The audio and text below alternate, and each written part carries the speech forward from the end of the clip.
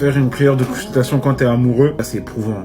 Imagine maintenant, toi, t'es amoureux de la fille. T'as peur de mal choisir. Tu fais des prières de consultation. Si elle est vraiment un bien pour toi. En fait, on a peur de la réponse. En fait, on a trop peur que ça soit non. C'est pour ça que je dis que c'est éprouvant. Parce qu'en fait, ça te stresse. C'est bien qu'on parle de ça un petit peu parce que j'en vois beaucoup malheureusement sur les réseaux. Lorsque vous faites salat istikhara, qui modifie un peu l'invocation, parce que dans l'invocation de base, on demande à Allah si c'est un bien pour nous concernant tel cas, telle personne, alors qu'il nous le destine, et si c'est un mal pour nous, alors qu'il nous en éloigne. Et il y en a beaucoup qui changent ça et qui mettent si c'est pas un bien pour moi, alors que ça devienne un bien pour moi. Mais c'est pas comme ça que ça fonctionne. Une invocation, c'est pas une prise d'otage. La personne en face, elle a son libre arbitre. Et j'ai pas envie d'en vexer plus d'un parmi vous. Mais vous savez, on dit souvent que voilà, Allah, il sait mieux que toi ce qui est bon pour toi. Peut-être que la personne en question, elle est pas un bien pour toi, mais en retour, peut-être que toi, t'es pas un bien pour cette personne. Peut-être que c'est toi qui mérite pas cette personne que tu es en train de demander.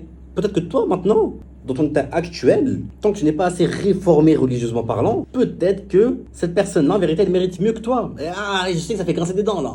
Et en vérité, pour beaucoup, malheureusement, il faut être honnête, si vous êtes vraiment fixé sur une personne en particulier, même si Allah vous envoie, de par vos invocations, des signes clairs vis-à-vis du fait que non, cette union-là n'est pas un bien pour vous, c'est parce que vous avez probablement côtoyé cette personne-là dans l'illicite. Il faut dire la vérité. C'est très rare qu'une personne qui fait tout dans le halal, donc muqabala, on voit une personne en présence d'un de ses maharim, de ses tuteurs, même s'il en fait 15, il peut développer une forme d'affection pour la personne en face, mais rarement une forme d'obsession au point de vouloir à tout prix se marier avec cette personne-là. Mon frère, des femmes bien, qui se réforment religieusement, qui sont belles, qui feraient de bonnes mères pour tes enfants, il y en a plein. On est plus de 2 milliards de musulmans, c'est pas ça qui manque. Ma sœur, pareil pour les hommes.